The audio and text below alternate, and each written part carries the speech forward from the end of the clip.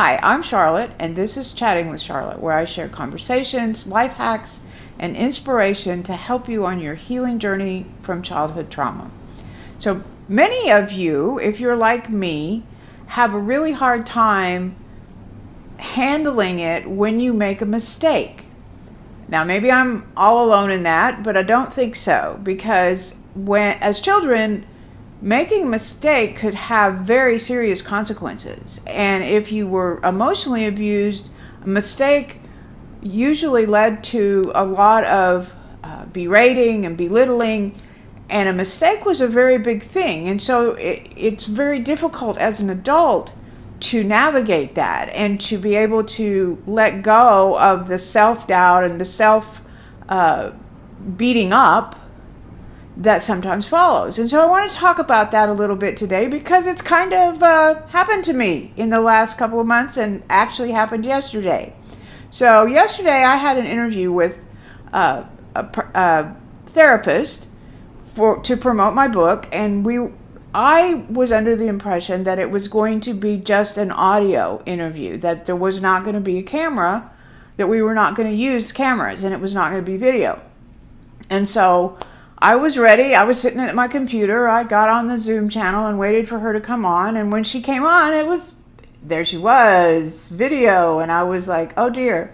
And I said, well, can you hear me? And she said, yeah, but I can't see you. And I was like, well, stumbled over a few things and said, well, I really didn't realize it was going to be video. And it all ended up fine. And she was okay with it, because she does do audio podcast on her website, and the video part is just for her YouTube channel. And so what she's going to do is just put my picture up there for that part.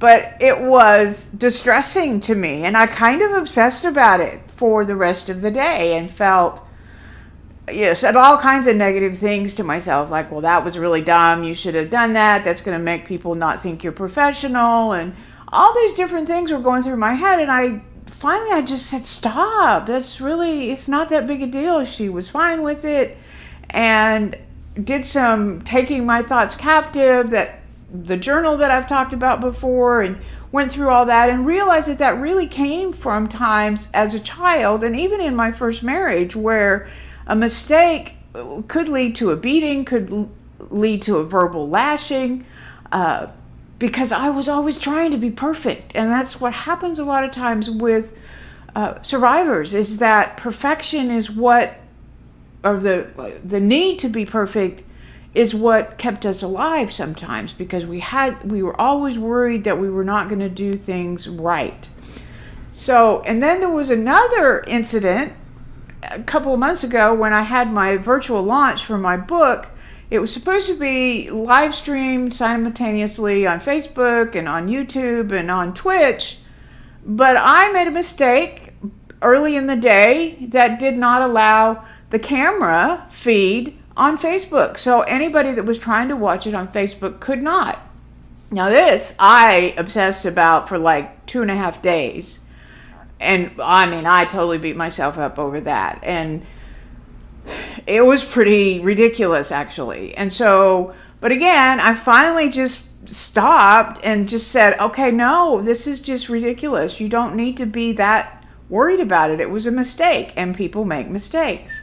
But what I realized from those two incidences is those little pieces are still things I struggle with. And so I wanted to share that, because I wanted you to know that even in the place that I am right now of contentment, and I'm pretty healthy and rarely have a major meltdown, but there are still little things that will trigger that response that I had as a child. And I have to be very careful to recognize it when it happens, and to use the tools that I have, the tools that I've shared with you about taking your thoughts captive, about stopping in the moment and asking how old I feel, and all of those things to stop that spiral in my head so that I don't continue to obsess. Because what I want to tell you is, you don't have to be perfect. You do not have to be perfect. In fact, healing does not equal perfection. You're going to make mistakes. You're human.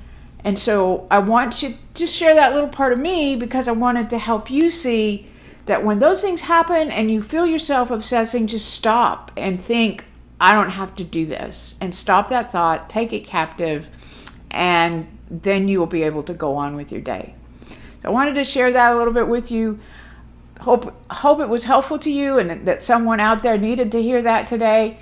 Please subscribe and hit the notification bell so that you don't miss any of my videos. Remember, you can go to my website, charlottethomason.com, and get information about my book, my YouTube channel, more information about my YouTube channel, and all the other things that I do on social media. And right now, until Sunday, the 26th of September, you can download my book for free, the Kindle edition for free at Amazon.com. So take advantage of that as well. If you've read the book, please write a review because that will help me and help others understand what the book is about. So thank you for watching, and I will talk to you again soon. Bye now.